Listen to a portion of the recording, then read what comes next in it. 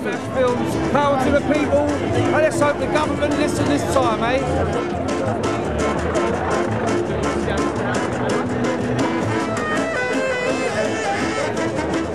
If anyone wants to see anything about the war, they go to the Al Jazeera, they don't go to the fucking BBC, mate.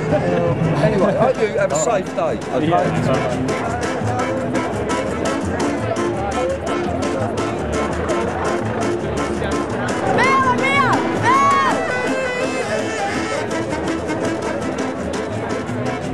There seem to be a few police officers, not many, and they are hemmed in the middle on either side of demonstrators. So I think that the police, this line of police have put themselves into a very precarious situation at the moment.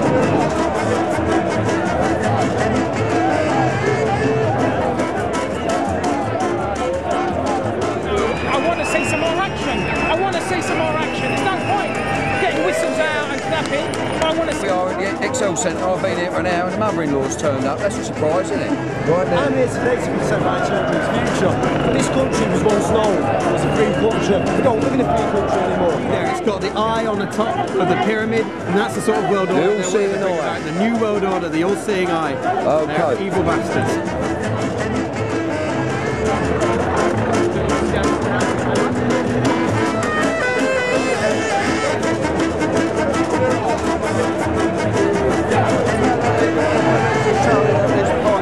It's absolutely outrageous.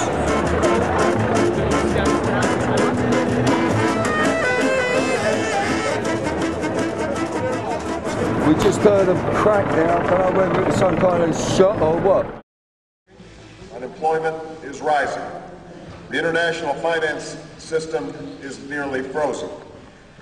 Even these facts can't fully capture the crisis that we're confronting, because behind them is the pain and uncertainty that so many people are facing. We see it back in the United States, we see it here in London, we see it around the world. Families losing their homes, workers losing their jobs and their savings, students who are deferring their dreams. So many have lost so much. Okay, this is Bill Malone, this is Climax Films. We're just coming up to the Bank of England where all the furore is going on, and there's a large police presence. I actually feel quite sorry for these guys because they might have a lot to deal with. They're doing their jobs. So we're amongst the police, and we're just going to, if we can, we're just going to see what's happening here. Seems quite sensible at the moment. You know, the last thing we want to see is any violence here, you know, we just want to see a peaceful process.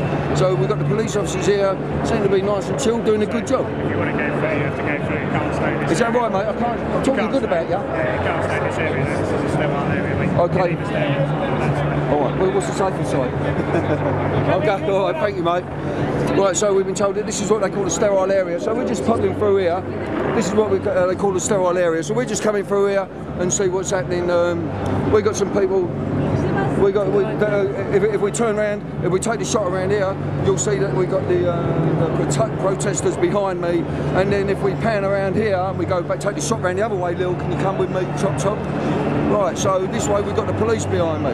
So there is a very large police presence. Now if I turn back around here, let me give you this shot again. Okay. These people are very angry here, you know, this is about the bankers.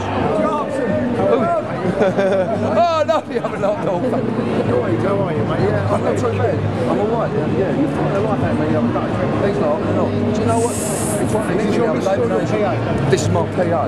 Yes, and that's all I'm saying. What's he mean by that, anyway? I don't know. How are you? So we've got Lucian here. Are you Lucian? We're not, no, we're from all over the place, we work all over the place. I'm a film director and you and all. He asked me to put him in a film, you know that, didn't he? Yeah. He said, I won't nick you for no insurance if you put me in a film bill. I said, no, nick me. Didn't I, John? I think you did say that. But you let me go, didn't you? I did. You give me your phone number and everything? I did, yeah. No, I did. Good luck, to be safe. Take care. Hello, mate. How are you? And the PA was Paul. Is that a PO? That's what he just said. So had insurance. Yeah, she had done. Make sure. Give us some. I'll see you, Paul. Yeah, and you, mate. Yeah. Bill, come on, chop, get in here. Bill, my name's Bill Maloney. I work for IMAX Films, and I represent the lower working class genre because no one's speaking to us, Bill. Because you do. Right, and it's the same as our films. It's the same as our music. Right. We've got Billy Bragg here. They're nice.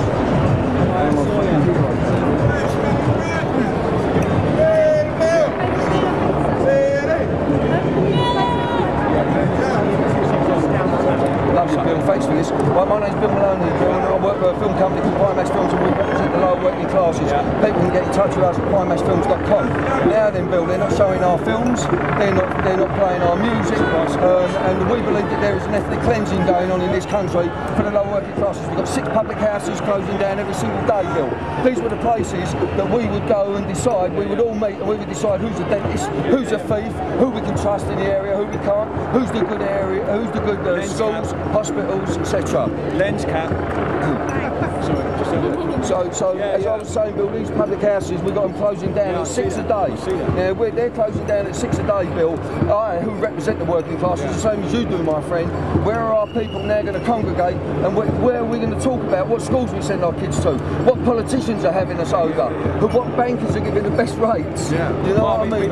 People got organised. It's for these reasons, this anger that people have, it's very easy for the British National Party to portray themselves as the true representatives of the British working class, and they're not. Working class people got organised, they've got to make their own party that includes everybody. The working class has no colour. The working class has no colour, the working class has no ethnicity. It's basically people who work for a living, like yourselves, you know, like my family. But we do have colour, Bill, and that is it. We're gritty, and whenever this country's in trouble, we're always there to bail it out. And also, Billy, we've got... we're fighting in Afghanistan for us. Exactly, and we've got Barack Obama going to see the Queen. Now, the Queen is just a figurehead of this country, Bill. What's he going there for? She can't make no decisions. I think we should drop the pomp and ceremony out and the establishment. And when I look about the opulence here, I've been asking people here, and unfortunately, Bill, it seems to be predominantly middle-class people. And I want to see the working-class people educated and fighting for themselves again. What do you think about that? Well, I totally agree. Most working people are working in the afternoon, you know, on a Wednesday afternoon, so it is going to be predominantly a lot of students, I should imagine, you know, like that. But I do think that working class people need to organise and find their voice, and not be exploited by people like the BNP. That's the real problem we have, because the BNP are not true representatives of the British working class. You know, my grandfather fought against those bastards. That's right, yeah. You know, so we've got to find a way. The Labour Party aren't doing it anymore, sadly. Well, Bill, I was brought up in Brixton, Peckham and Lewisham, you know what I mean? So I'm against them as well. So I'm from Barking, imagine how I feel. Right, well, I'm a Cockney-speaking Irishman, Bill, you know what I mean? So thank you very much for that. So we've just gone past St Patrick's Day. Bill, listen, mate, we love you. You got anything else to say you want to say on this subject? This is for IMAX Films. Well, just really, you know, the demonstration of today is about creating a better world for everybody. That's right. And as long as we keep focused on that, either everyone gets lifted or no one gets lifted, we'll be okay. It's when we start trying to divide, people want to divide us, to exploit us. We've got to stick together, the working class, and we've got to get out of this together. And then as long as we keep this peaceful, then we are not emulating the viciousness of our politicians worldwide. Exactly. Thank you very much, Billy. Love you, mate. Love you, Bill. Good luck. Let's go. Malcolm. Okay. Right. Okay. Make sure this is on. Right, so that was Billy Bragg I was just talking to, a good man, and we've got the police here with their cameras, so this cameraman, are you a professional cameraman or are you a police officer as a professional cameraman? My name's Bill Maloney, and I'm a film director for a company called IMAX Films. I represent the lower working classes. So what are you filming? Anything? Anything at the moment. Yeah, so I'll tell you what I do notice, chaps. I think you seem very well chilled out, especially this man. He looks like he's ready to go out for a drink, him. And the humour, what we've been trying to advocate at IMAX Films, let's move here. What we've been trying to advocate at IMAX Films is the humour from the police on the street, rather than like joining in with the brutality of our so-called leaders. What do you think of that? I wouldn't say brutality, would I? Well, no, you wouldn't say brutality, would you? Yeah, but it's a little bit like, you know, like when we're talking about our Home Secretary, Jackie Smith. I mean, Jackie Smith, when we talk about Jackie Smith, when the BBC talk about her and what's been going on with the dodgy films, it's adult entertainment. But if it was one of us working class people, it would be downright pornography. So can we change the language, officer, so that it is conducive with everyone else? What do you think of that? Hardcore porn? Hardcore porn, that'll do. Jackie Smith loves hardcore porn. Didn't say that. No, you never said that, but we've got you on camera. What's your name, mate? Andy. Nice pucker, Andy. I hope you have a safe day, Andy. Mate, take care. Well done, nice. Right, so, you know, this seems all right. We've got a bit of a sit-down protest here with the kids. Us filming them, filming us, right? That'd be a lot. Hey!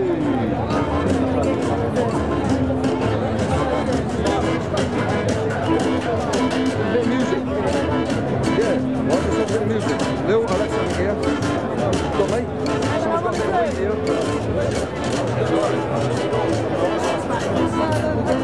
Okay, this is Bill Maloney speaking for IMAX Films, one of the Bank of England. We got acoustic bit of music going here. We just had a nice interview with Billy Bragg. Here we go, we've got the working class chaps here. This Pan, you working class chap? There's a big fella here, there's a big fucker here. What do you think, what's going on, chaps? What's your name? You're not security, are you? Right, he don't want to talk to you. Go on, say something. Just say, do me a favour, just say IMAX Films, love it. IMAX Films, love it. Nice one, son. You do that? IMAX Films, love it. What's happening, mate? IMAX Films. Films, power to the people. And let's hope the government listen this time, eh? Or bigger and better next time. Thank God for that. Right, peace and love, mate. Oh, mate. Where are you, mate? Your mate told me to come over here. I don't believe you. I fucking believe you. Are you sure? Right. So anyway, he's got a sore throat. We don't know what he's been doing, do we? I got that.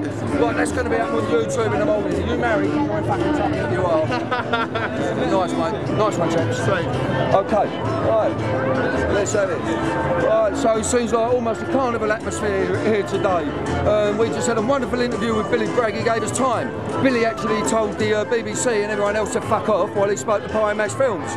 So that was really nice. And we got sweet music here, baby. So, we're having fun. Let's hope this don't all turn rotten. Let's hope it all don't turn rotten.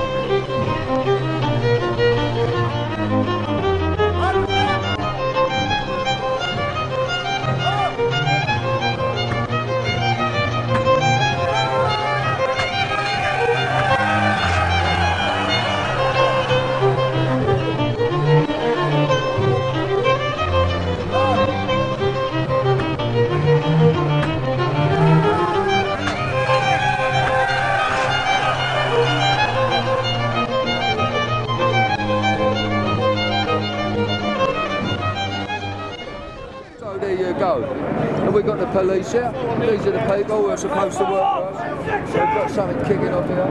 Check it out. Something. We don't know what it is. I think someone the police officers. Still got Lily. Lily's running to the crowd. You want to move along with me, Lil? Lil, front! Get up the front. Cut it. Get up the front. Start it. What's up?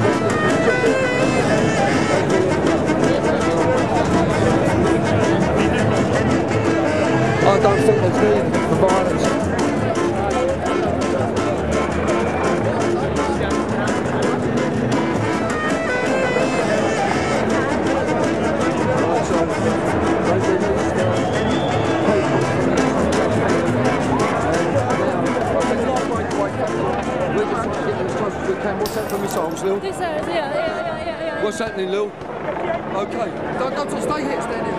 Right. right, we've got a nice shot here, Lou. Okay, it's all kicking off here. Go on. Let's be careful what we're doing. I don't think there's anything too serious going on here. The police are okay. We'll just stand here, Lou. Keep shooting. You're still shooting. I'm worried about the old girl this week. So we've got the police on our side here, I think. I'm trying to fanny him, if you like. So someone's on the ground, he's not moving. Now, I'm just trying to watch Lily, I'm just trying to protect her here. Let's get one in on her, let's get in her face. She's got the eye makeup on them. Get in there, bang it in there.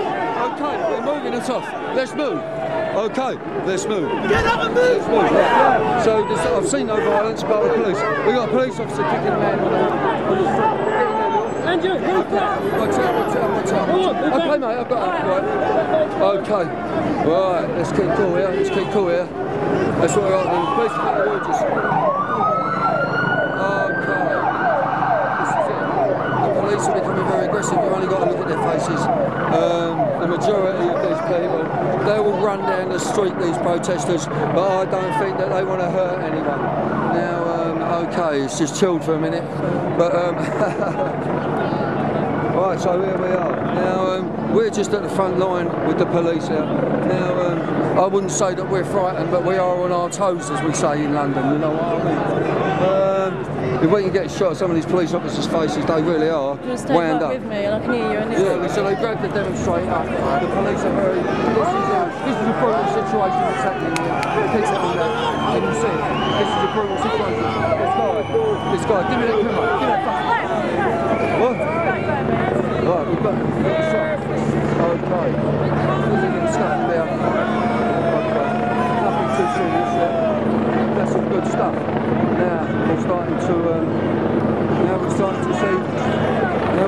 see the angle of the middle classes. There seem to be a few police officers, not many, and they are hemmed in the middle on either side of demonstrators. So I think that the police, this line of police, have put themselves into a very precarious situation at the moment. So I think they're tactically a little bit weak.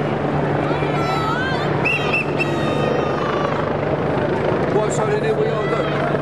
We've got some people here and they're stopping the police vehicle getting through. So the police officer's being fucking very kind at he's not running anyone over. But I think this is going to be a dangerous place in a minute once his comrades come after him.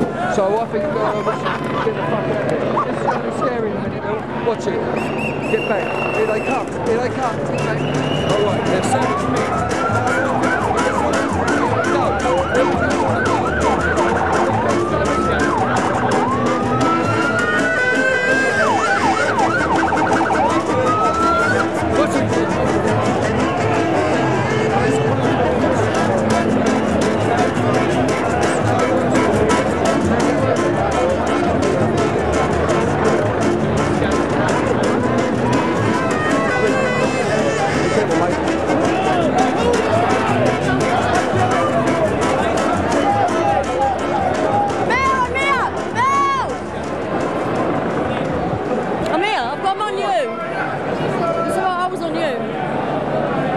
Get in front of them again. Right. Yeah, go on. Right. Okay, get it on me. Okay, here we are. Now, we've been penned in again. We can't go that way, we can't go this way. And it does look like to me, I hope it isn't, it's happening, but it looks like to me that the police are possibly getting ready to make a charge or move forward on us anyway. So,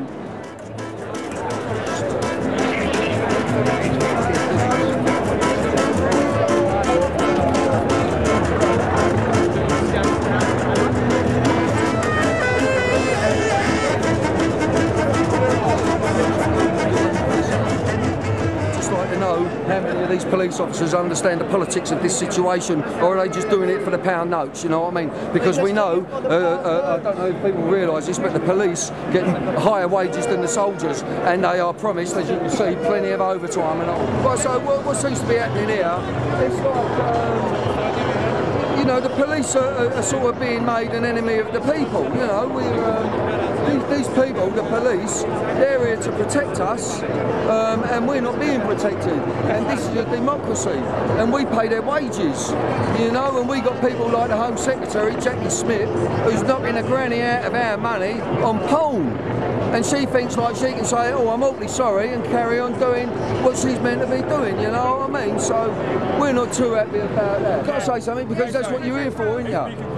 Right, so we're basically against everything. Against. Hang on, mate. What's your name? My name's Asif.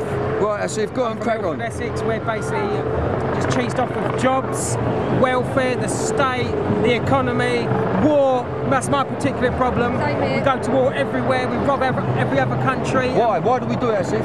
Because we're greedy. Because we're greedy? Because we're greedy.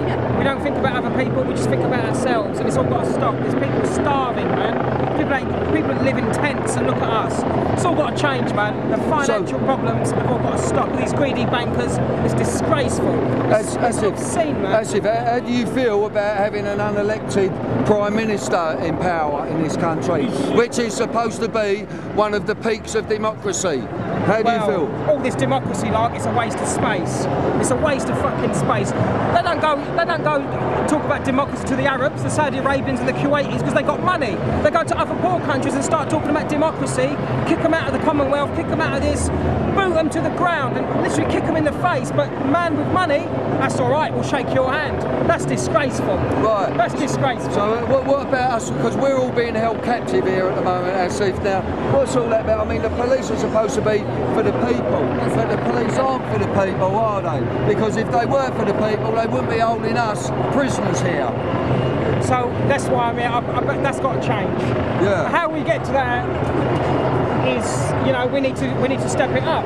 Right. All these peaceful demonstrations ain't getting us nowhere. What do you think about Barack Obama? Do you think he's going to help the situation, or is he just another part of the establishment? I think he's a part of the establishment, to be perfectly honest with you. Well, that's frightening, isn't it? Because there's so many people they're pinning their hopes on Barack Obama. There is hope there, but it's down to one man. And one man can sort the world out. I can't see it myself.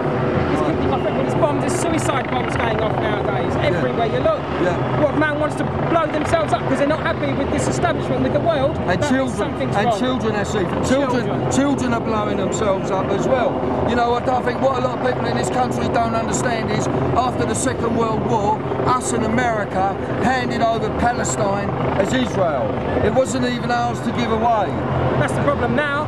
As this country, the ones that sorted most of the problems out over the world, because they did own up most of the world anyway, India, Pakistan, Kuwait, Iraq, that was part of Britain's establishment. They made Kuwait. They've made all these problem areas to sell arms. Everyone fights and we make money. Fine, right? But now, enough's enough. There's too many people in the world, and the internet has opened up things. I see it in Lebanon when the Israelis were bombing that out.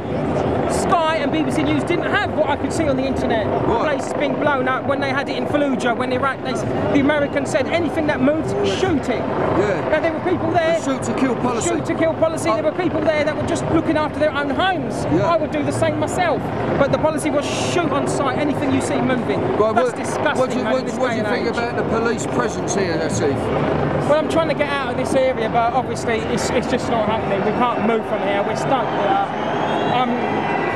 No, I want to see some more action. I want to see some more action. There's no point getting whistles out and clapping. I want to see some more. I want to see damage.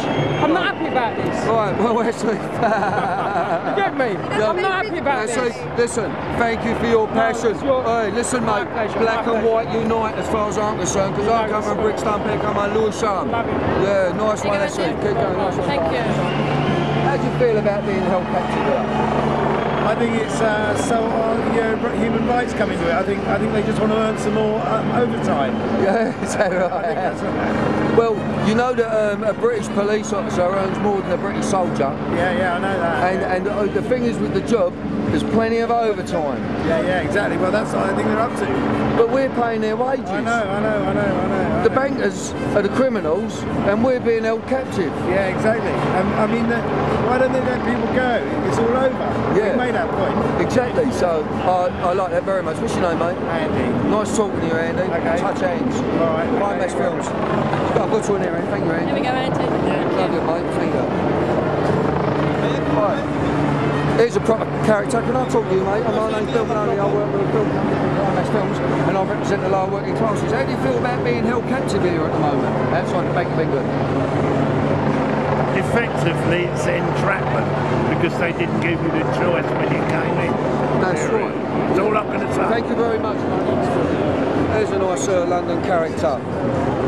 Entrapment.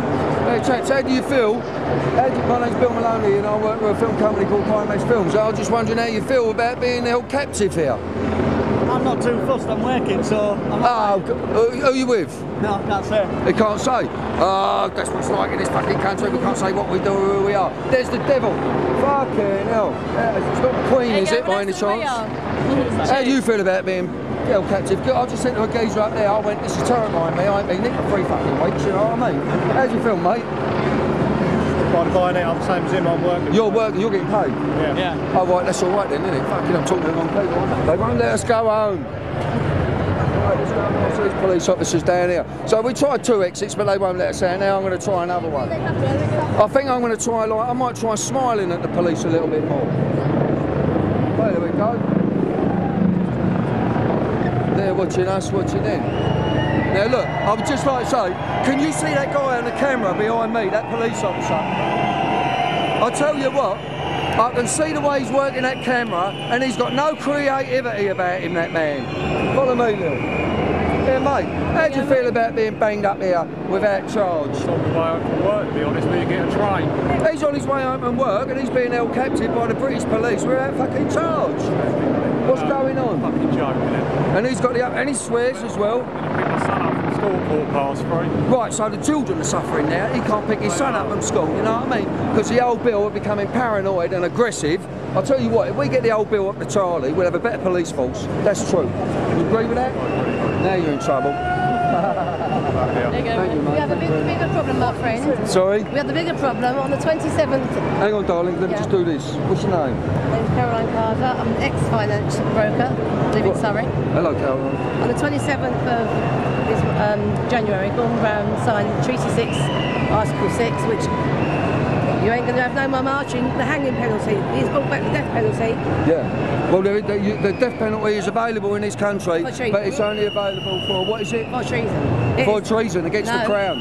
As of January the 1st, it is now, in times of war, for riots. No, look it up. It's now in times of war for rioting and upheaval.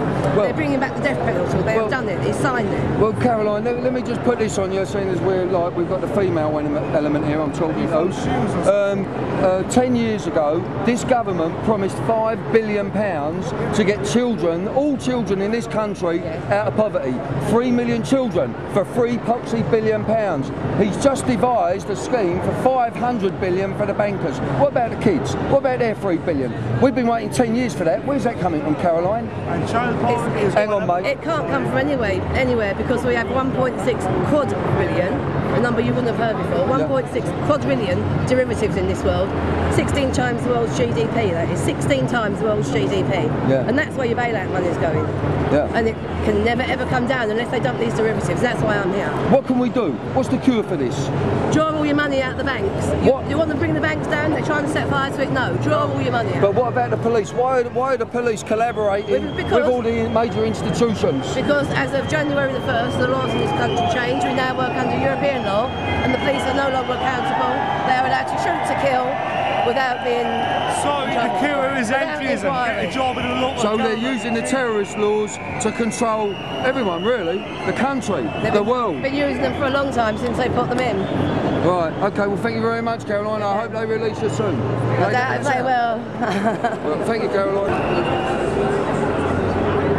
Right, so we got an effigy up there with an Eat the Banker sign around his head. I think it is a banker. The old bowler hat, the tie, the uniform that says capitalism, the uniform that says fucking greed to us. And I'll tell you what, I wouldn't really bother trying to eat a banker because they're going to be very bitter. I'm interviewing a man with a camera. Listen, who is speaking up for the people? Just give me one name that we know there is evidence of one person, one powerful person on this planet who is speaking for the people, the world. That's so sad. And you've got a big camera and I've only got a little camera. Now you ask me a question. It doesn't matter. Who are you working for? We're all the same. I'm from French television. French television.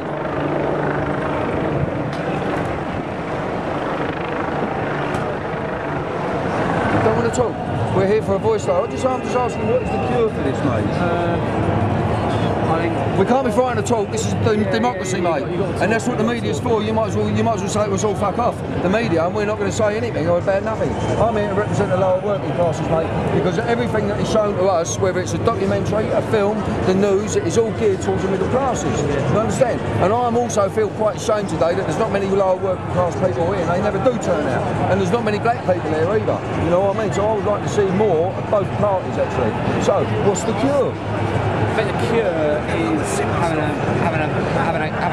a government that's going to do more to look after the interests of the lower classes, and less the guys who are running the square mile. Really, I think. Yeah.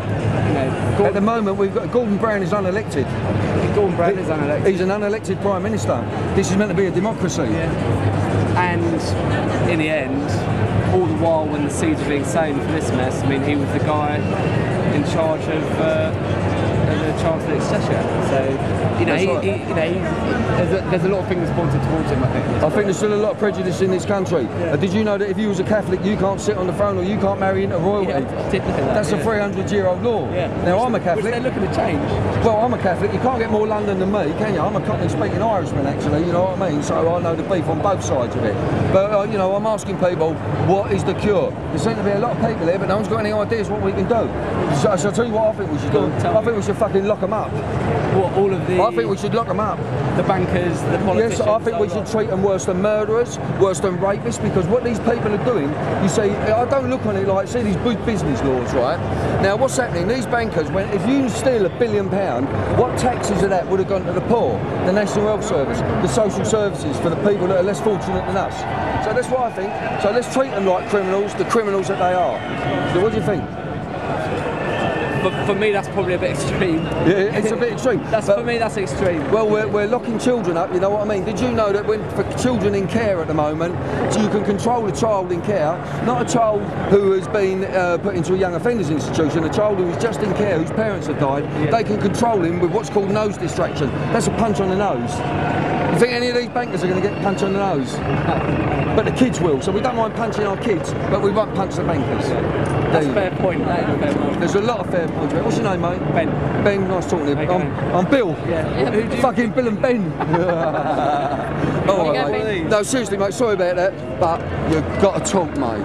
You know what I mean? Otherwise, we're going back to fucking Hitler, we're going back to the SS, we're going back to the Irish conflict, which is kicking off again, you know what I mean? Right, thank you, Ben. Look, yeah. No, there you go, Bill.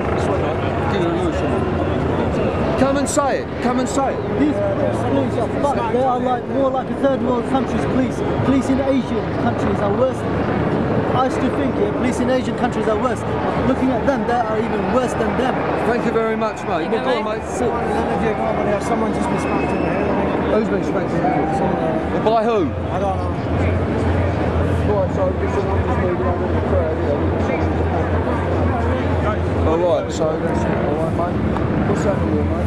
Don't push the cameras away, mate, because that's what we're here to expose things. Okay. Alright, so what it is a guy here who's been smashed on the head. Who's hit him? Do we know who's hit him? Is it a police officer or someone? I suspect it was a police officer, yeah. Right, so do we know or do we suspect? Well, I suspect it was a police. Right, so this guy suspects that there's a guy here and he's bleeding from the head. What caused it, do you know? Well, if he was at the front, at the top there, the police have been lashing people out with their truncheons. Right. There's quite a few been injured up the top end, up near the Royal Bank of Scotland. Right. So there you go, once again, it's the famous British Bobby who's using the jackboot on the back of our necks to control everything.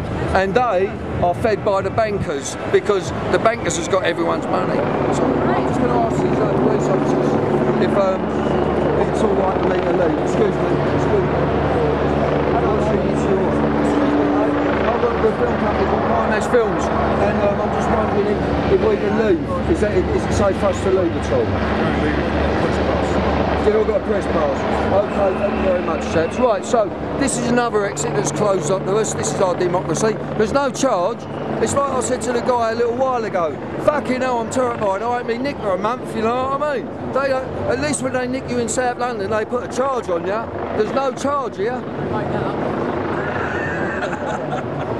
Right, now we're going to go and have a look at the other exit, see if we can break out there. This is getting like the fucking Great Escape. What's the banner saying? It's a good one. Right. Here we are, we're outside the Bank of England. We've got a young guy, we've got a protester who's climbed between two pillars and is attempting to, it looks very precarious. It's a very brave effort by the guy, and he's trying to get a banner up. He's got security above him. This is a CBS News special report. Good morning, everyone. I'm Katie Couric here in New York, where Bernard Madoff has just been sentenced for the biggest investment fraud in Wall Street history. A federal judge ordered Madoff, who is 71 years old, to serve a maximum 150 years in prison. Now, that is what prosecutors had asked for. Meanwhile, Madoff's lawyer said 12 years was more appropriate.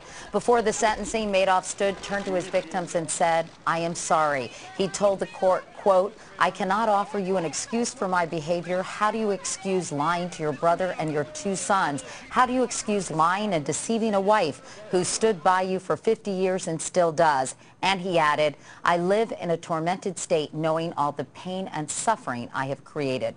Madoff pleaded guilty to 11 felony counts of securities fraud and perjury in a Ponzi scheme that robbed thousands of unwitting investors of tens of billions of dollars. Many of them lost their entire life savings. 9 of the victims addressed the judge today, asking him to impose the harshest sentence possible. Late last week, the judge issued a preliminary order stripping Madoff of all of his personal property. His wife, meanwhile, is being allowed to keep $2.5 million.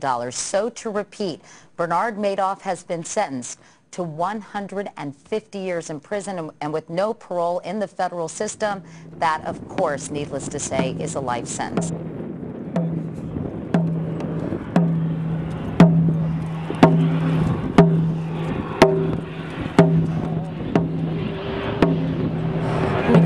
Okay, right, so this is the second day of the G20 conference summit, call it what you want.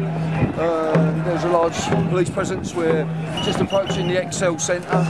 We don't know, there's some police officers coming over here, don't know what's going on. So hopefully we're going to have a peaceful day and we're going to have a safe day. But we are predominantly looking for people's opinions because we've been seeing the main broadcasting corporations have not been showing, they've been showing the same 60 seconds perpetually, so they're not actually talking to people.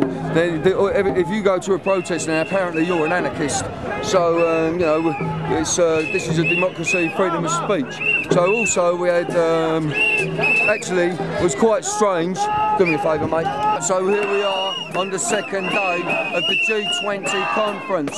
Today we're at the Excel Centre, and today is more about the war. Yesterday was about the bankers, today is about the war. Ethiopia, starvation, world poverty, that's what we're here for today. Let's what have you got to say, sir? We are against helping Ethiopia, the criminal. They are making a genocide in Ethiopia, especially in Ogaden. The Ogaden people is going to be eliminated from the surface of the earth due to malicious cruelty. Thank you very much. This man is talking about corruption, poverty and starvation in Ethiopia. Is that right, sir? Absolutely, that's a corruption.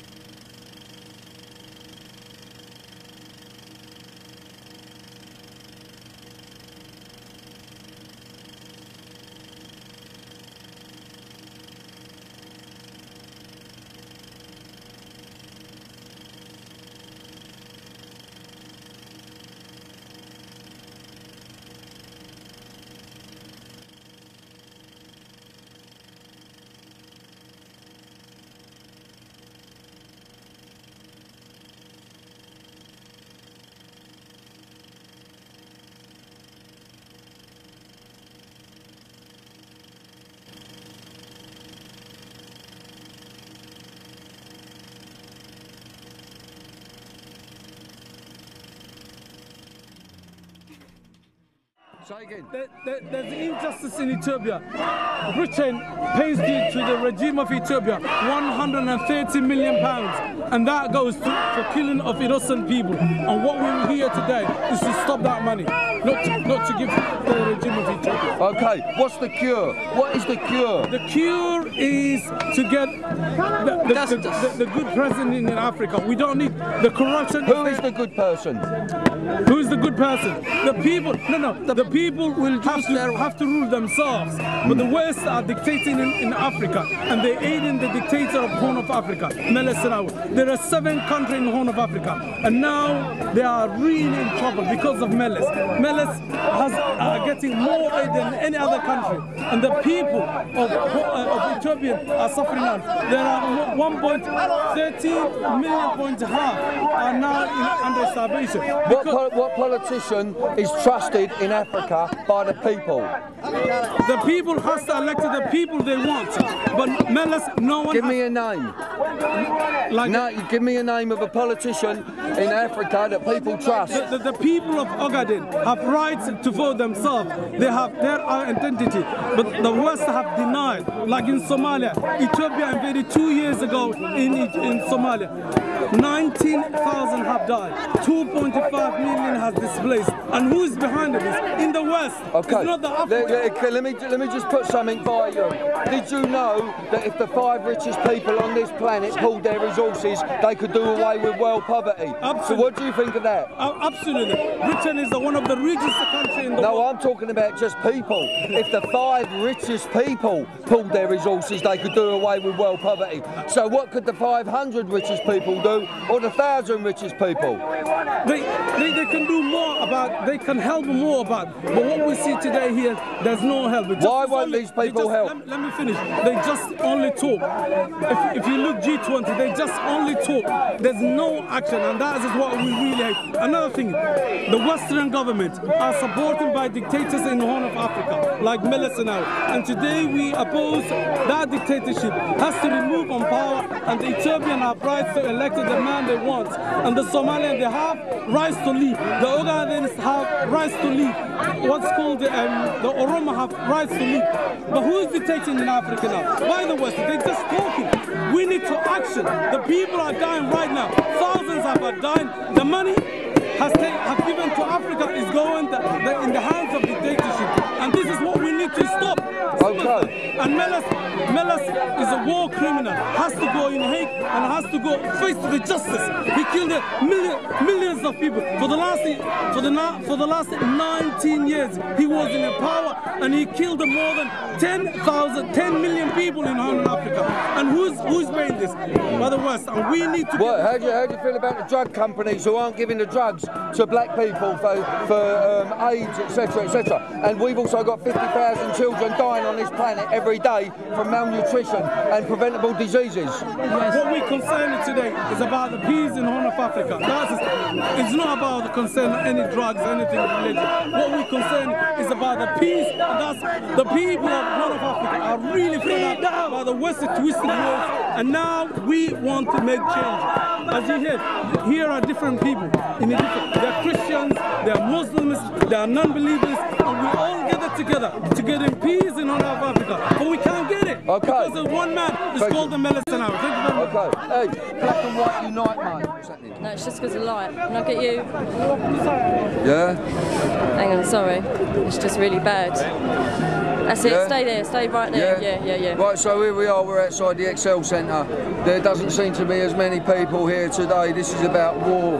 This is about Ethiopia. This is about humanitarian crisis. There seems to be a lot more people outside the Bank of England. Perhaps they're worried more about their fucking mortgage rates and their interest rates than they are about the humanitarian issues that are going on within this G20 conference. Obama yesterday was talking to the Queen. Now, we've discovered that the Queen owns the island of Jersey, which is one of the largest tax havens on the fucking planet. So there you go, Your Majesty. Are you going to start paying your taxes properly? And we also want to know what's going on with with the children out in Jersey, because Jersey is not owned by the UK, it is owned by the Crown. So, Mr. Obama, be careful who you shake hands with. And listen, I saw an effigy yesterday outside the Bank of England and it said, eat a banker. Well, let's not try and eat a banker, because I think if you try and eat a banker, you'll find they're very, very fucking bitter. If you're a black, if you're a white, like we're here today, there's black, there's white, there's Muslim, there's Christian. There's everybody here. Why? Because they know the truth. Well, I say black and white unite. Let's do that, shall we? Absolutely, absolutely. That's what we're trying to get through to the world. Do you know what I mean? It's not like they call Muslim people terrorists. That's so disgusting. Where they know they're paying the terrorists to kill the Muslim children, their women.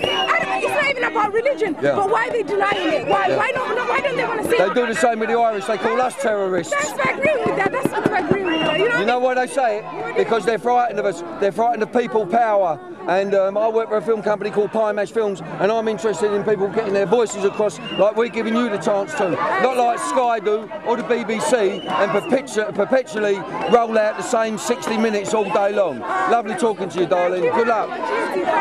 Good luck, girls. Good luck with you, girls. Good luck. Anyway, here we are at the Excel Centre. I've been here for an hour and the mother-in-law's turned up. That's a surprise, isn't it? You'd like to... I'm waiting for you. I've got you there, haven't I? How do you think it's going? Seriously, like, because no one's talking to you. I don't see any of the cameramen or anything, or any of the major... Yeah. So what about yesterday at the bank? How do you think that? Was you there? Yeah. Oh, you had a taxi. What's your name? My name's Simon. And you told us along there, so at least you don't think I'm a terrorist just because I've got the Irish emblem on here, Simon. I'm not scared of the press. No, good. Well, I don't think it's people that are scared of the press, Simon. I think it's the way the press are controlling situations, especially when they're saying that all people who attend these meetings are anarchists. What do you think of that? Well, I think of that. Well, yeah. You don't have to look around. Right. There's something at the moment. So even you, like you would say, that you know, the press are giving us a false picture, if you like, of what is going on. I haven't read the press today, so I wouldn't know. You haven't read the press? No. At all? Today? I was up at 4:30 to come here. Oh, right. That time. There's plenty of overtime though, isn't there? I don't get paid overtime either. Right. So it's been quite peaceful now. You know, we think that if we can get, as you can see, these people are, you know, they let me go in and do the dirty work, and then they come in and like suck off my blood anyway. But that's the difference between independent film. Are you independent, mate? Who are you with? Right. Well, definitely get in front of me. I'll tell you to fuck off. Right. Sorry about that, officer. But if you can you get the back of mine now? Sorry about that, but the BBC, Simon, I'm sorry, but what they're doing, they're only showing the same 60 seconds perpetually through the day, and they're not talking and letting people have a say. As you see what we're saying here, Simon, there's no way the BBC, this guy's from the BBC, I will bet you £1 million that this is not going to be shown, because this is part of the control, Simon, and that is what I'm about. I'm an independent film. I'm sure my parents will be happy because they'll see me on the television. Well, that's good, Simon, and also it's not only that, you are showing that we can talk to the police officers, and I believe in a social police force who can talk to us, the public. Absolutely. Right, thank you very much, Simon. I'm going to touch hands with you on that. Cheers. And the BBC, fuck off and do your own dirty work. President Obama! President Obama! Gordon Brown! Gordon Brown! The free nations! The free nations! Where are your principles? Where are your principles? Where are your principles? Where are your principles? Where are your morals? Where are your morals? Where are your values? Where are your values? Where are your values? Where are your values? Sitting with a dictator! Sitting with a dictator! Shame on you! Shame on you! Shame on you! Shame on you! Shame on you! Shame on you! Shame on you! We've got all these other people jumping in on our interviews. Right, good morning. What are you here for? I'm here today to witness to the world that the dictator government of Ethiopia, Prime Minister Meles Zenawi, doesn't represent Africa, doesn't represent the Ethiopian people to attend this meeting at G20 meeting in here. What kind of difference do you think that President Obama is going to make around this world? Obama will make a change as long as he integrates people all over the world. So it's not about his race. The fact that he's from black minority doesn't bring any change by itself. But his outlooks, his political outlook, to integrate the whole world, both black and white, will bring a change in the world. Black and white unite? Yes. Well, that's what a lot of people seem to be saying at the moment. But we're also watching President Obama, and when he was, you know, when he first came here, and he went to 10 Downing Street, and he was sitting at the table. There weren't many black men around him or black women. He seemed to be sitting there on his own. Yes, you know, the fact that, you know, like the black people history in America is a history that, as you know, in the 1960s, who brought about this all political liability in America.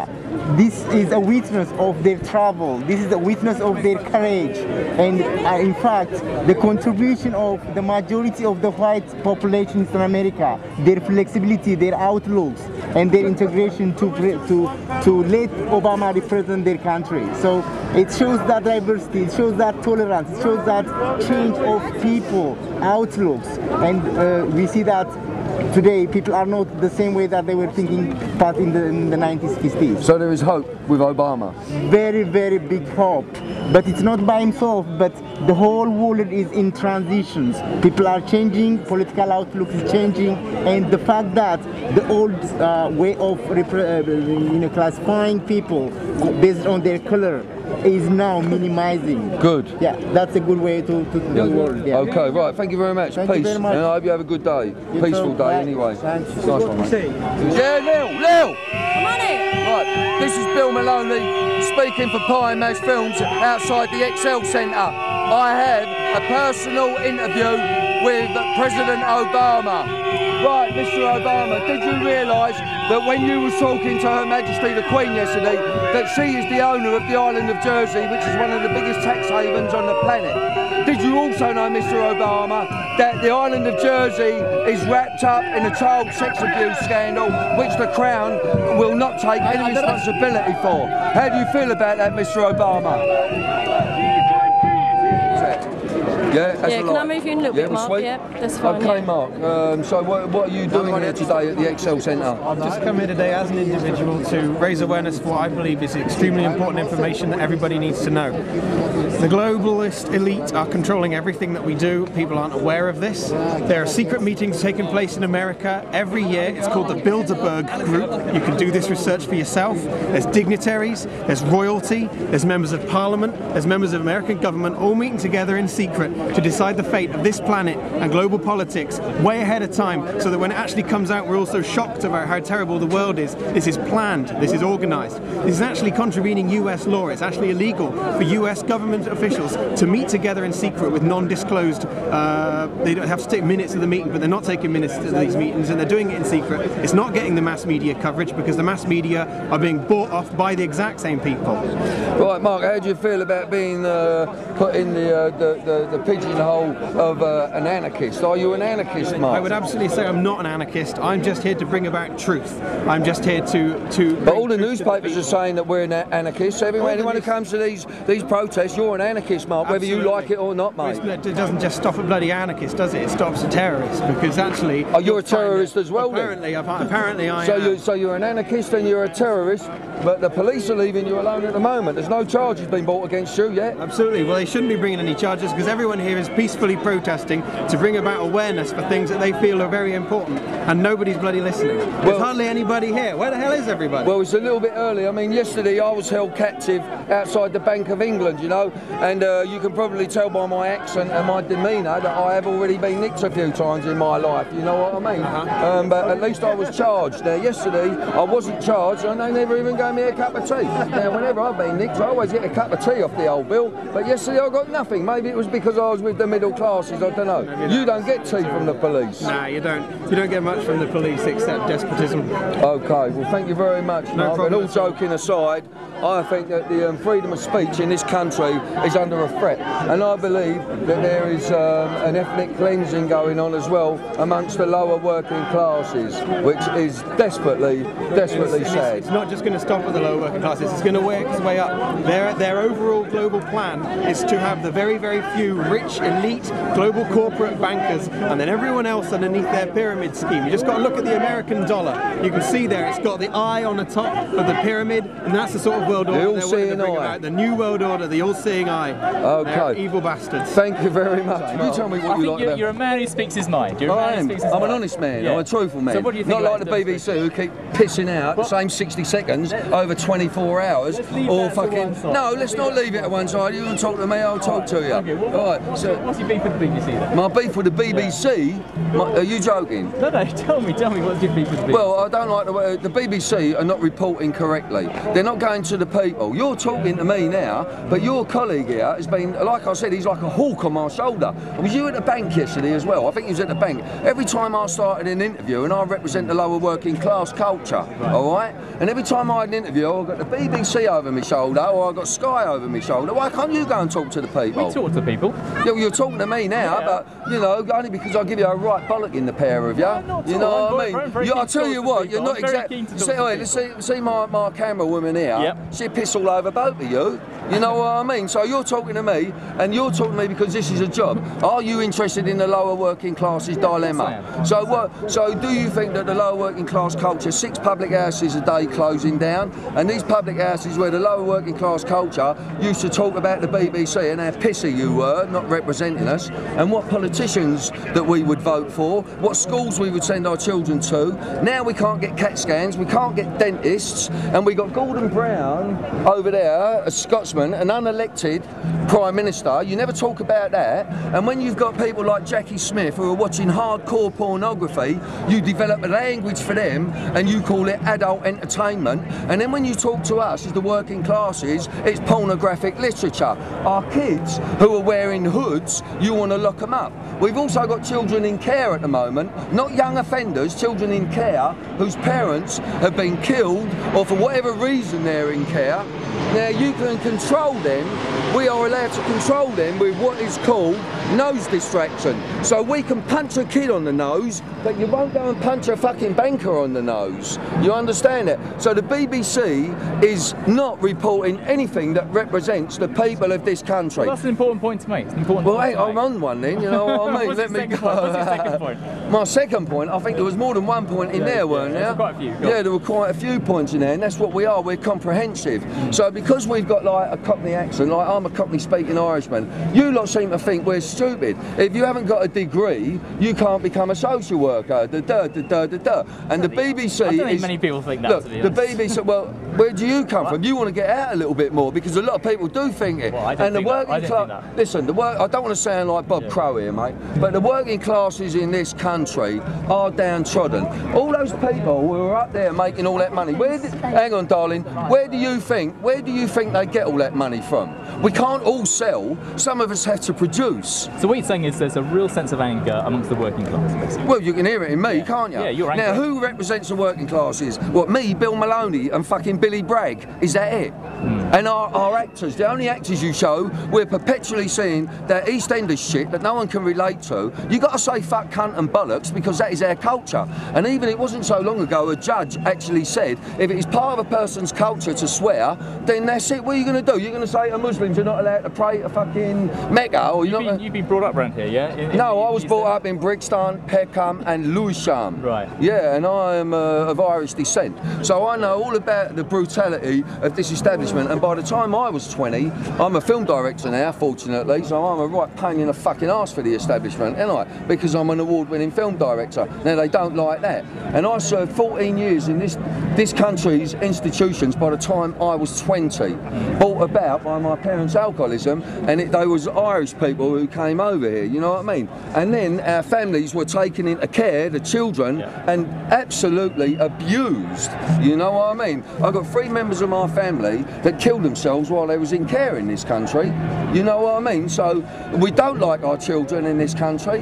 The island of Jersey is owned by the Crown. The Queen is taking no responsibility for it. It's her tax haven, so this is all shit. You're not gonna, this ain't going on.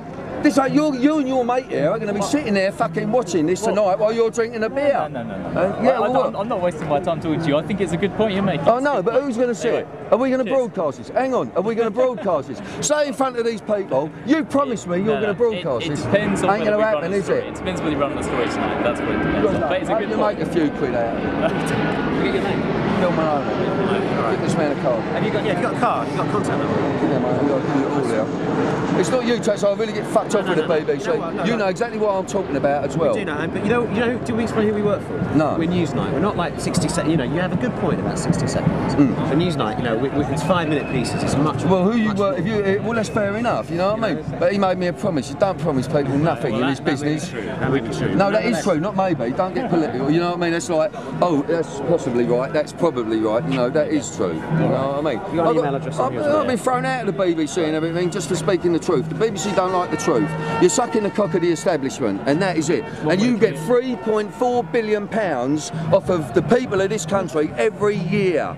3.4 billion. What good work? Tell me what good work you've done recently. You show. If anyone wants to see anything about the war, they go to the Al Jazeera. They don't go to the fucking BBC, mate. Anyway, I hope you have a safe day. You? Yeah. Good.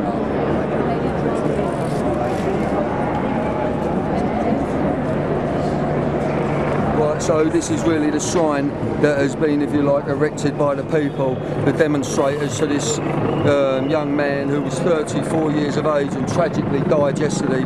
No one's given us any information. I've just been told by one of these people that apparently he died of asphyxiation, but I don't think that he received the medical attention that the police had the capabilities to give him. So that was, I think, a severe slap on the wrist, or a kick in the bollocks, if you like, to tell everyone toe the line or you're going to get it. So really, you know, we're really going back to a sort of a fascist state, if you like. And I think it is horrendous as a lower working class representative. And my parents and my parents' parents have fought for this country. And I had to stand here now as a filmmaker and watch our British police force act like stormtroopers. And we still have troops on the streets of Northern Ireland, and the governments and the powers that be that are telling us that we shouldn't try and rule with violence are doing the absolute opposite. So that is ambiguous in itself. So all I can say, I just wish the people of this young man who tragically died yesterday, we can only give him our sincerest condolences. And I think that these people will do more proud by this young man than any Prime Minister, unelected Prime Minister at that. So, and also I think that Mr. Obama, do you realise we just heard a crack there? I don't know whether it was some kind of shot or what. This is the crowd at the G20 protests on April the 1st around 7:20 p.m. They are on Cornhill near the Bank of England. This footage will form the basis of a police investigation into the death of this man. Ian Tomlinson was walking through this area attempting to get home from work.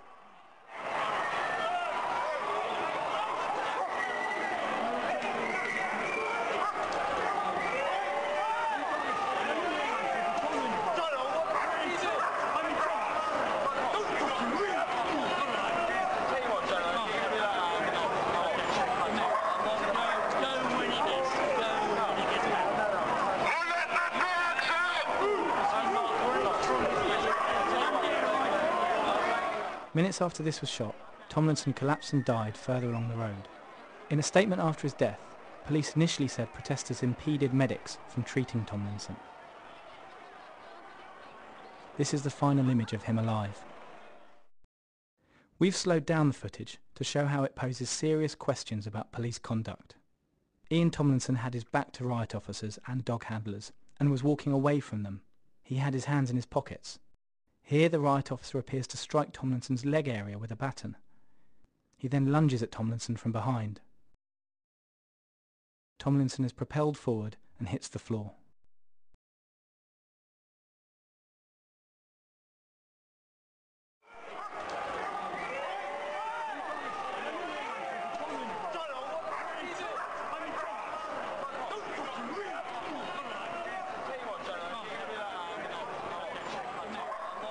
For around 10 seconds, Tomlinson seems to be talking to the officers. They do not help him.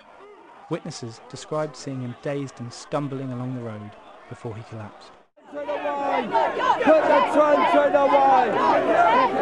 Put the truncheon away! No!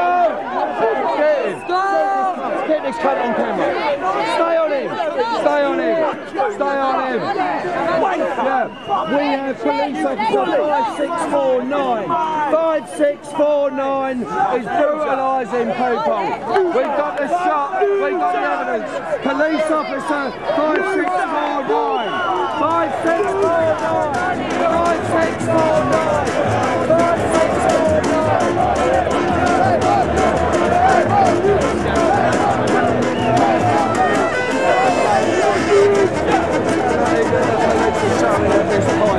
It's absolutely outrageous. They're bringing the horses.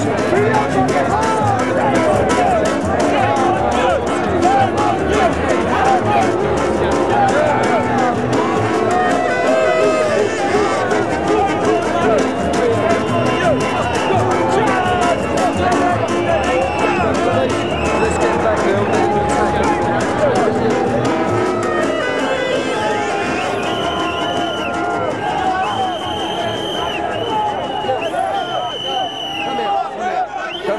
Right, we're standing outside the Bank of England where a young... Are you on or what?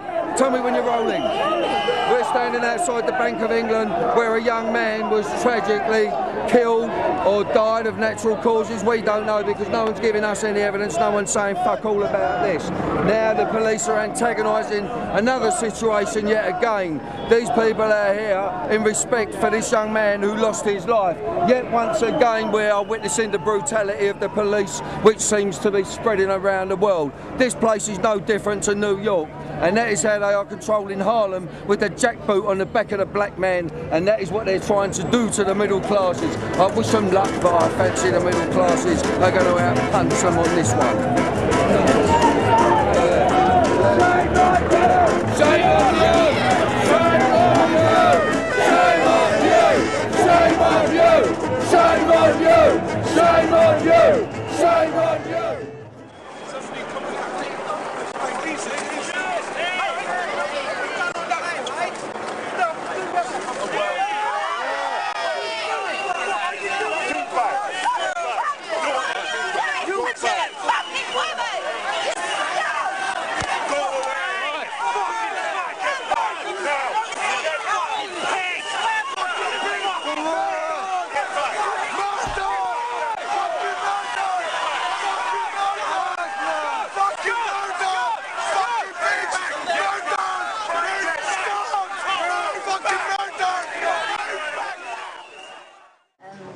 It starts here and it goes all the way round to there. Nicola Fisher says this is what happened to her when she went to a protest in the City of London on April the 2nd. Very violent and very aggressive and very unnecessary. If he wanted me to move, he could have asked me politely, or he could have just picked me up and moved me. Okay, this is Bill Maloney speaking for Pie Mash Films. Who come here? Okay, this is Bill Maloney speaking for Pie Mash Films. We're on the second day of the G20 summit and we come back to the bank.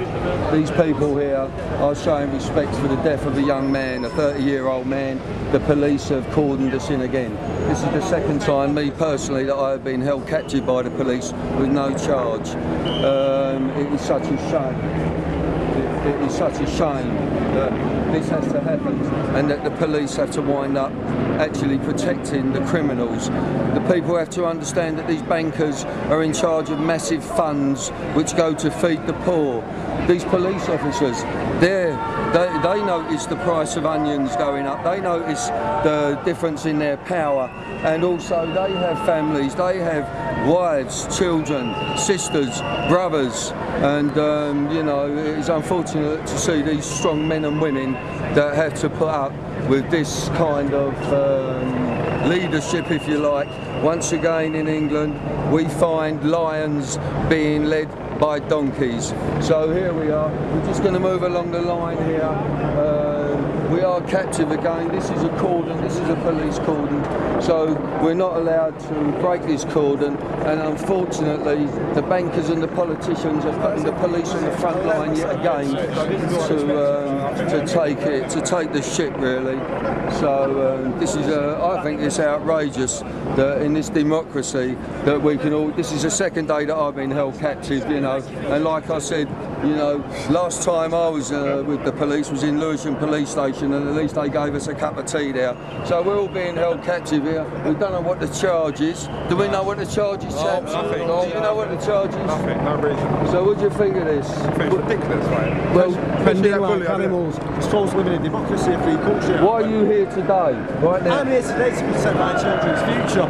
This country was once known as a free country. We don't live in a free country anymore. No. We can't go out of our doors, and we've been given parking fines and, you know, tickets for the train. Where's the respect for the dead guy?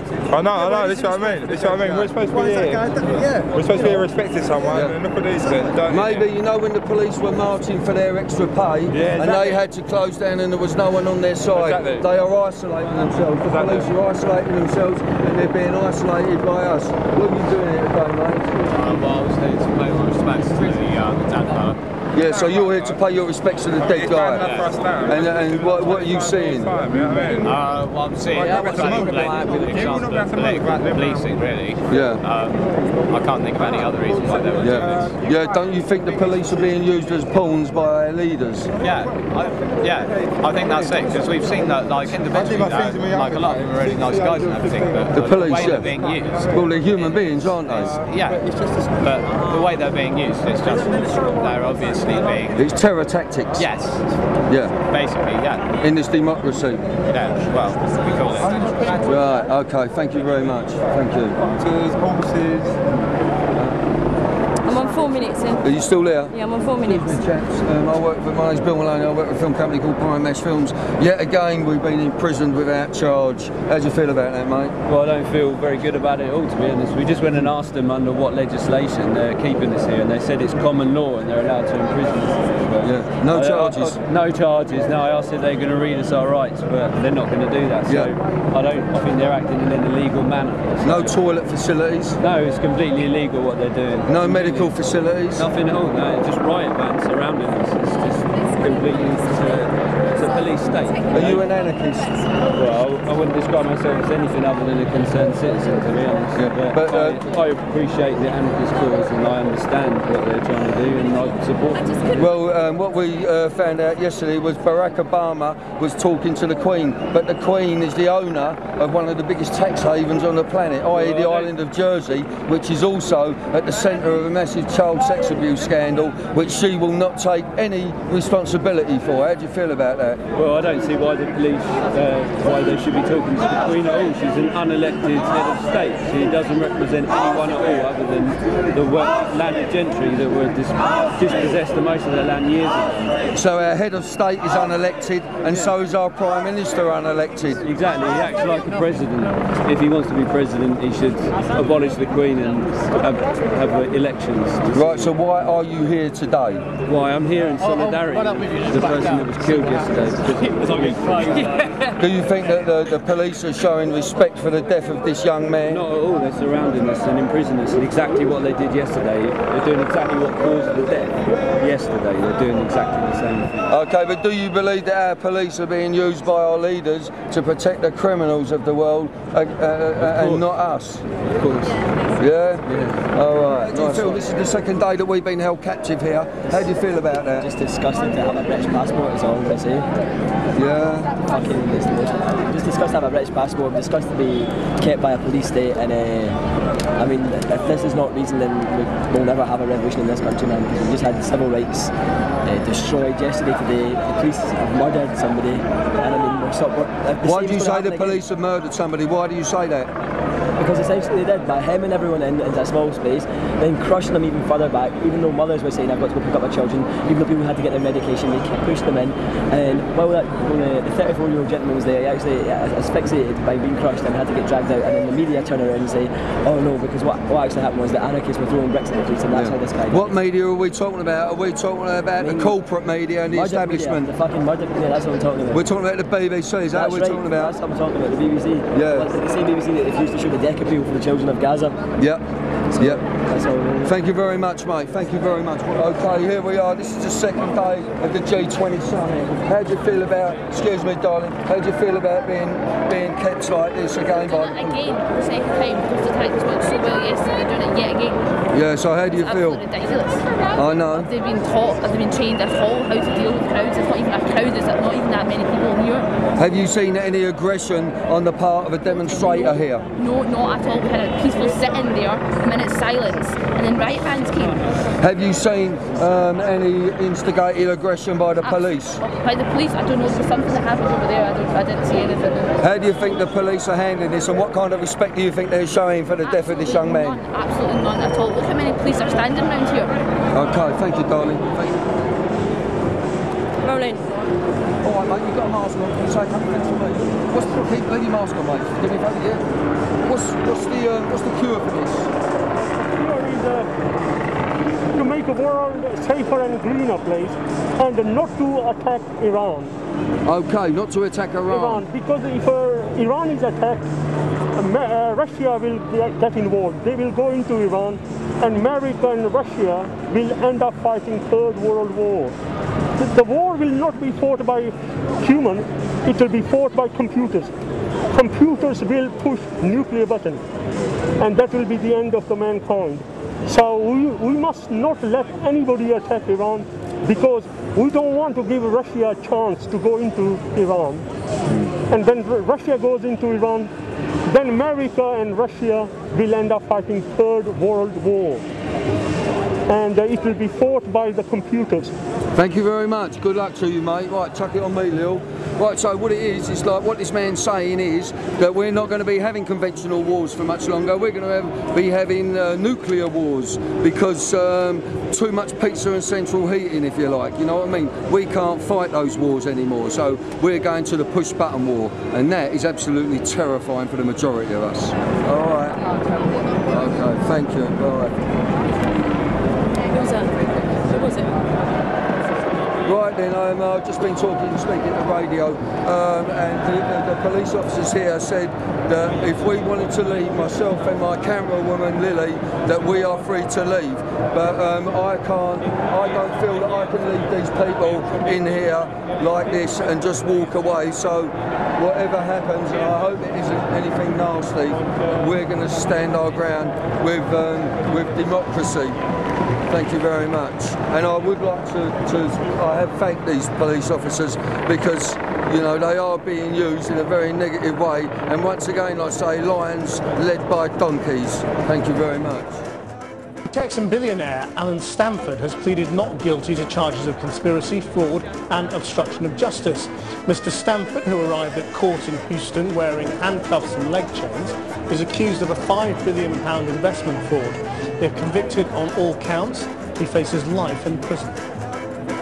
Right, so here we are outside the Bank of England. This is the second day, and we've been told that we can leave the area, which is what we're going to do. We was offered the chance to leave the area, but we refused at Pine Films to leave this area because we are not leaving these decent people here sitting on their own, and they needed someone who could report in an honest and decisive manner on what exactly is happening here. The BBC won't report it. I've just spoke to the BBC on the phone, they don't want to know, and I've just spoke to LBC on the phone, and they don't want to know. So you're all on your own here, chaps, but we wouldn't fuck off by Films. So thank you very much.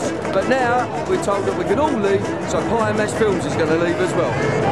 Thank you very much.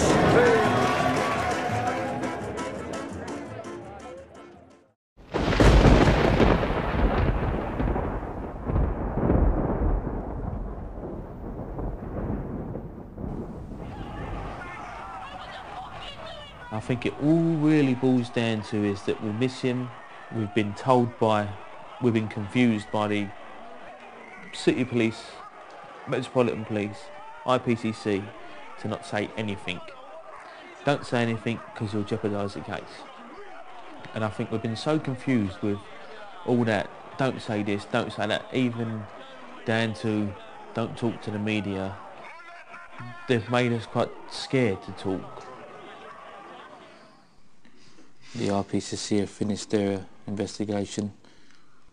We haven't been able to talk, and we just want to let people know how we feel. You know, we just feel, you know, we are grieving.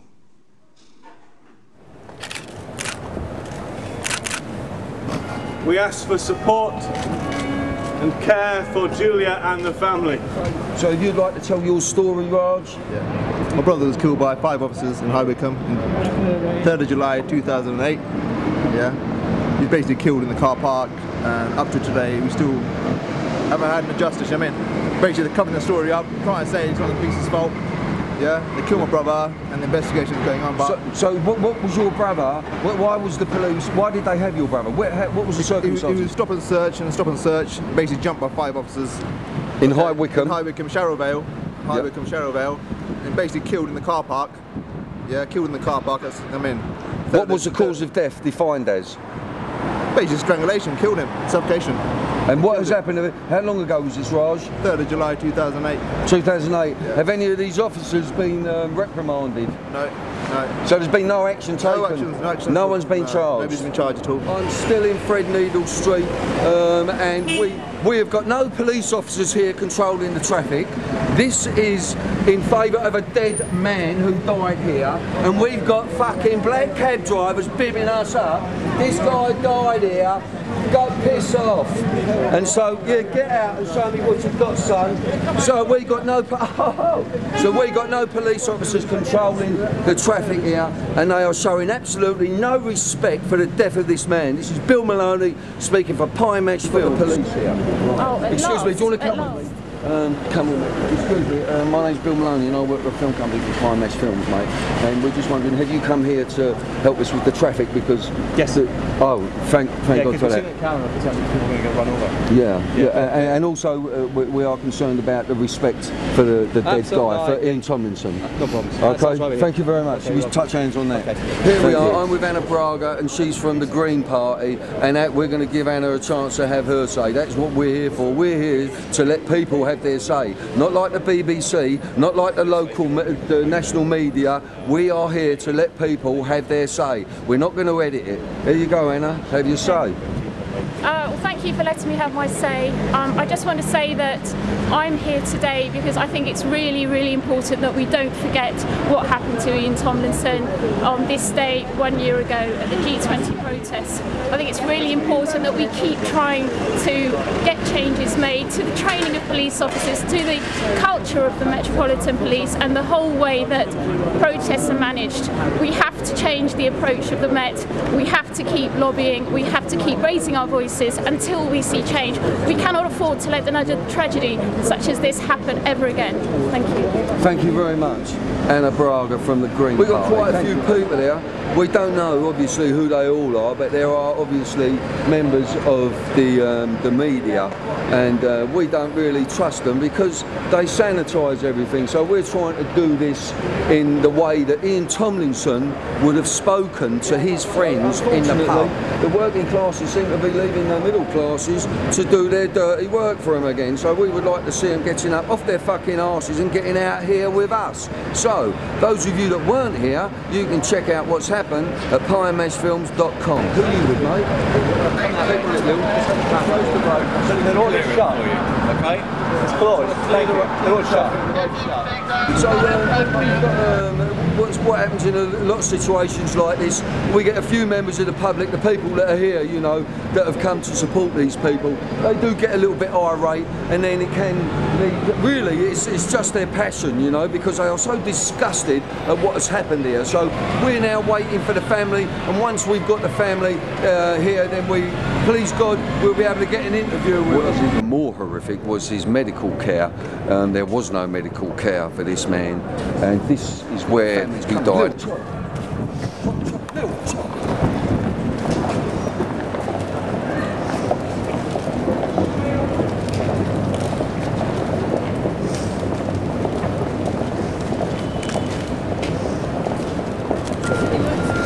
and gentlemen, thank you for coming.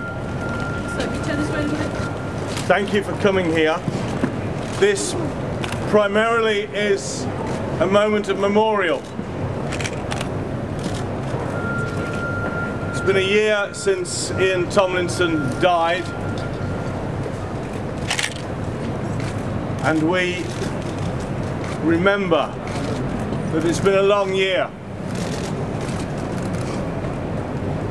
I ask that you be as quiet as you possibly can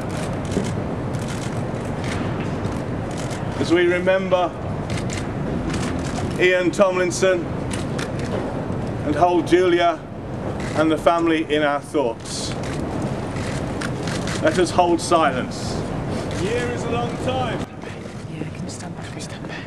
Seasons come and seasons go. We've gone through summer, and autumn and winter and have returned to spring.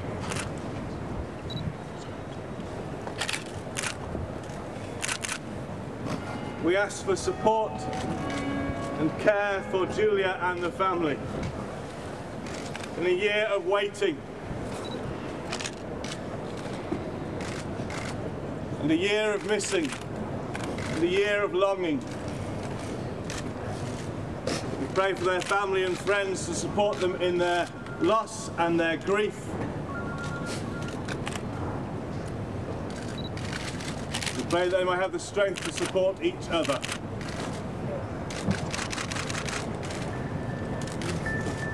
Amen. Amen.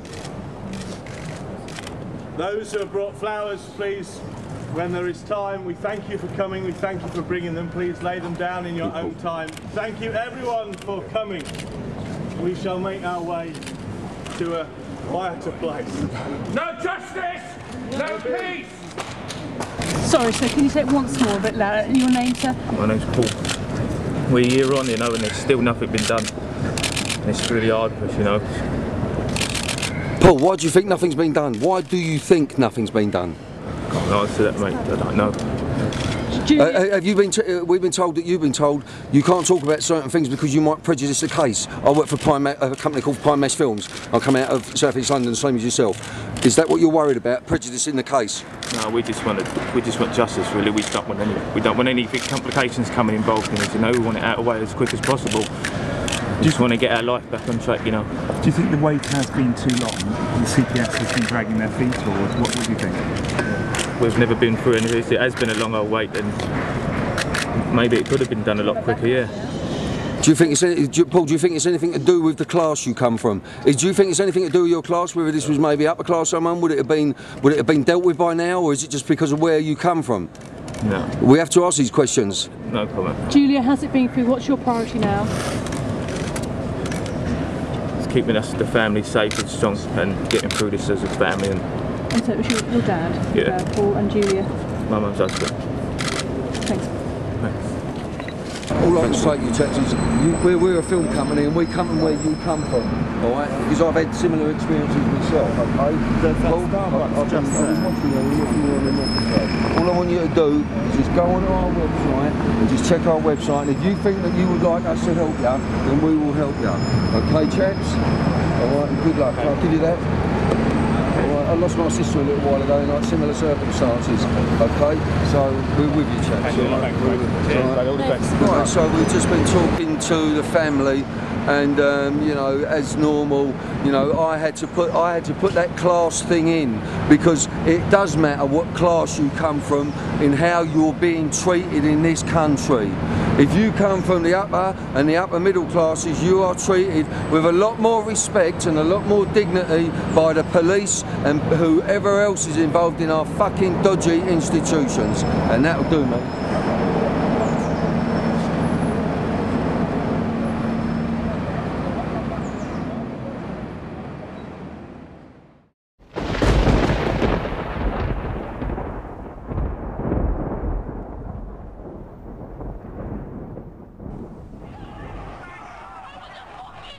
I think it all really boils down to is that we miss him.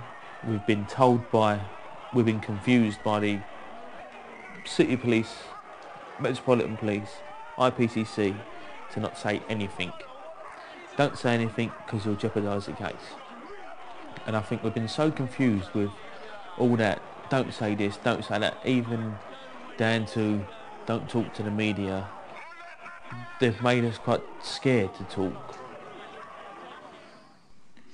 The RPCC have finished their investigation. We haven't been able to talk, and we just want to let people know how we feel. You know, we just feel, you know, we are grieving.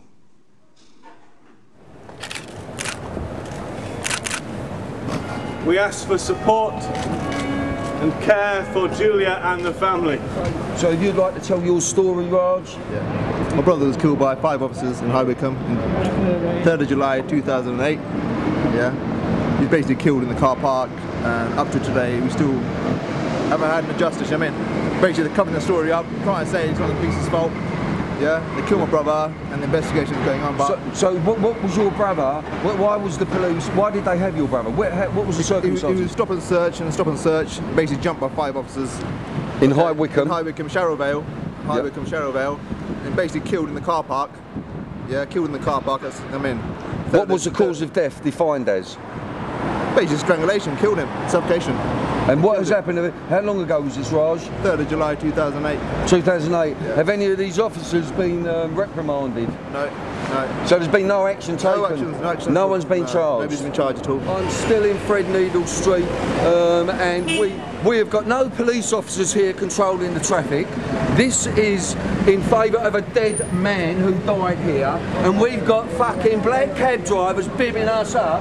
This guy died here, go piss off. And so, yeah, get out and show me what you've got, son. So we got no police officers controlling the traffic here, and they are showing absolutely no respect for the death of this man. This is Bill Maloney speaking for Pie Match Films. The police here. Oh, excuse me, do you want to come with me? Come on, excuse me, my name's Bill Maloney and I work for a film company called Pie Match Films, mate. And we're just wondering, have you come here to help us with the traffic? Because yes. Thank God for that. The camera potentially people are going to get run over. Yeah. And also we are concerned about the respect for the dead guy, for Ian Tomlinson. No problem. Okay, thank you very much. Okay, you touch hands on that. Okay. Here we are. I'm with Anna Braga, and she's from the Green Party, and we're going to give Anna a chance to have her say. That's what we're here for. We're here to let people have their say. Not like the BBC, not like the local, the national media. We are here to let people have their say. We're not going to edit it. There you go, Anna. Have your say.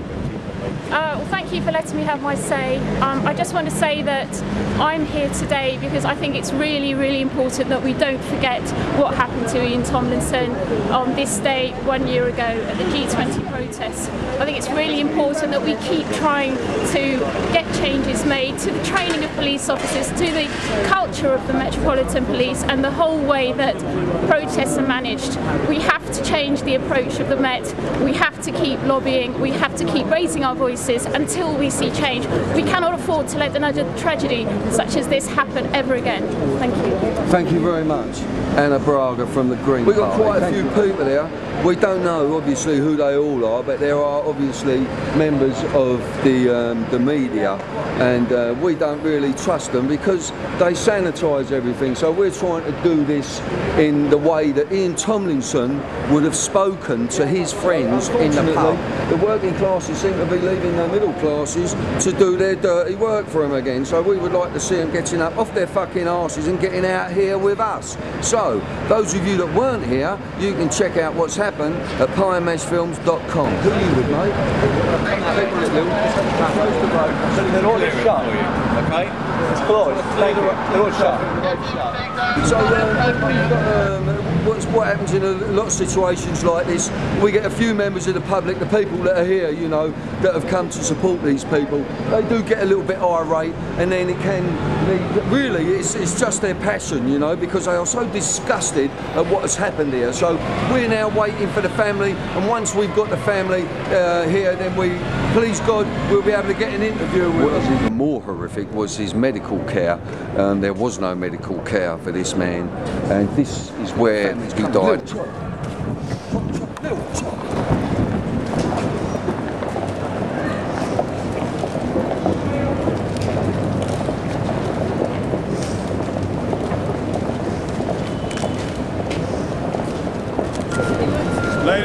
gentlemen, thank you for coming. Thank you for coming here. This primarily is a moment of memorial. It's been a year since Ian Tomlinson died, and we remember that it's been a long year. I ask that you be as quiet as you possibly can as we remember Ian Tomlinson and hold Julia and the family in our thoughts. Let us hold silence. A year is a long time. Yeah, can you stand back? Can you stand back? Seasons come and seasons go. We've gone through summer, and autumn and winter and have returned to spring.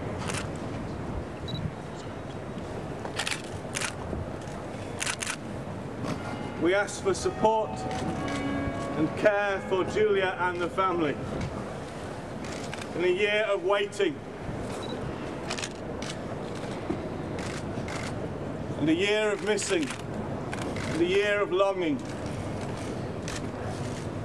We pray for their family and friends to support them in their loss and their grief. We pray they may have the strength to support each other.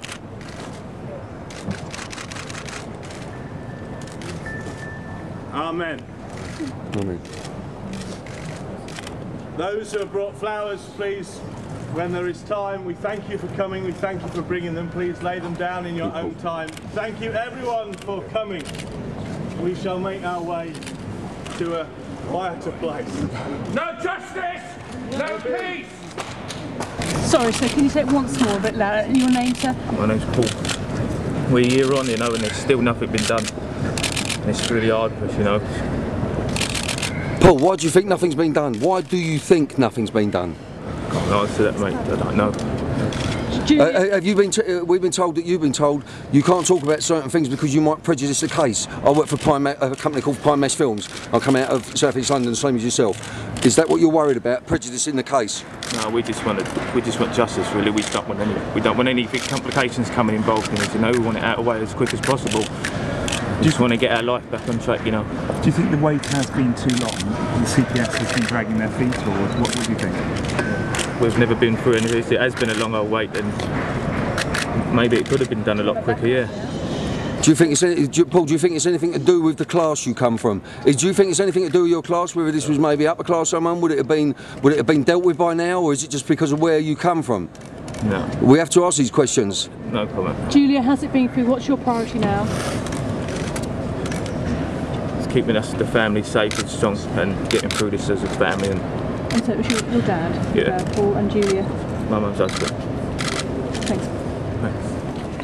All I can say to you, chaps, is we're a film company and we come from where you come from, all right? Because I've had similar experiences myself, okay? All I want you to do is just go on our website and just check our website, and if you think that you would like us to help you, then we will help you. Okay, chaps? All right, and good luck. I'll give you that. I lost my sister a little while ago in like similar circumstances, okay? So we're with you, chaps.